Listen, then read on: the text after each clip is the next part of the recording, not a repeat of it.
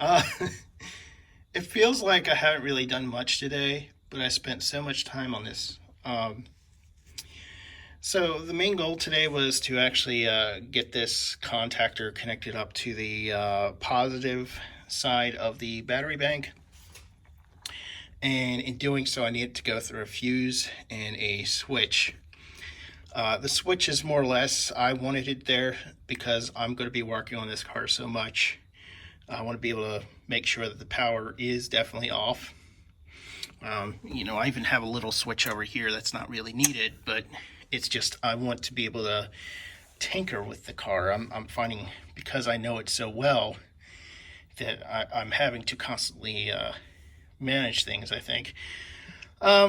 So yeah, I bolted down the fuse box, or the main fuse. I guess they call this like a catastrophic failure, because it's like your last, I don't know what you want to call it, but the last ditch effort.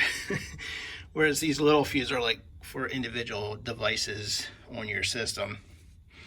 And so we have the main on-off switch. This guy was a pain to actually bolt down, that bolt specifically.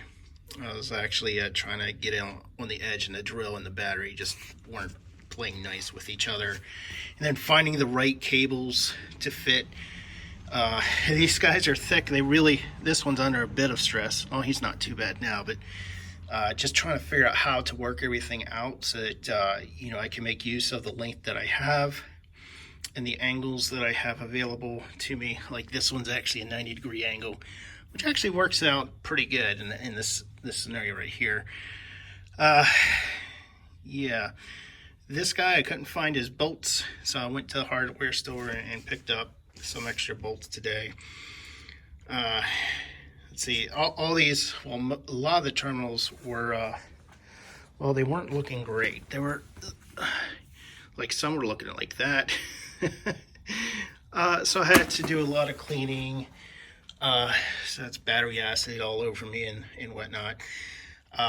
Just trying to figure out the right way to angle everything just so that they play nice to each other. So these are back to back.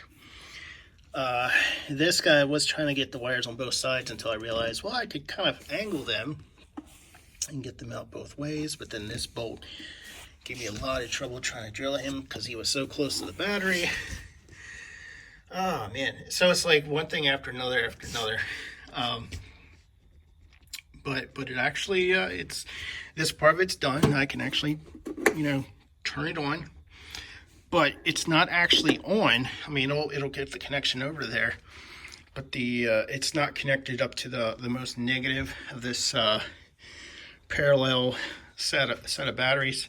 So I need to bring a cord or cable over from that negative terminal back over to here and wire it to the shunt, and then take the shunt over to the motor controller. So at that point, the whole battery cable system with the 2-aught cables will be done. That would be it. And I'll have a full connection. So I can't wait for that to happen. So yeah. Yeah, that's pretty good. I feel really proud of myself. I feel like I don't know anything about cars, but this thing's, it's not a car. It's more like it's more like a giant electric radio controlled car. I'm drilling holes through aluminum and bolting things down. I doubt you're going to do that to a regular car. Car, you have car parts everywhere and whatnot. Whereas this is more like I'm fabricating things. Like this fuse cover. Check that out. These fuse covers are usually for like I think the biggest you can get is a 1-aught cable, and these are 2-aught, and the lugs are so big. This might be a 2-gauge cable at most that was meant for. There used to be hoods on the side or little tunnels that the wires would come through on each side. And I was mainly just looking for a box to hold the fuse that I can bolt down to and cover it with a piece of plastic. And the rest of the project was just taking a Dremel and making it conform to the way that I needed it to. So you can see that that battery cable comes up at a 90-degree angle. So I had to cut this hole here at just so that cable could come right up over the terminal. And then the other cable comes out in an angle. So you can see a little bit at the top bumping out, and then a big part at the bottom, including part of the black heat shrink.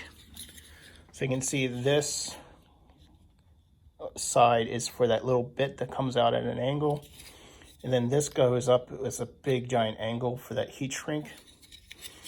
And the one thing I want to keep is that little nub. So that's why it comes down at an angle instead of just cutting straight up. So I can actually get this to all click on and stuff. It's harder to do it when I'm not looking directly at it and holding the phone in my hand. But there we go, that works out. So yeah, fun stuff. We're almost there. I think like any day I'll actually get to see the motor actually spin, or at least see the wheels spin.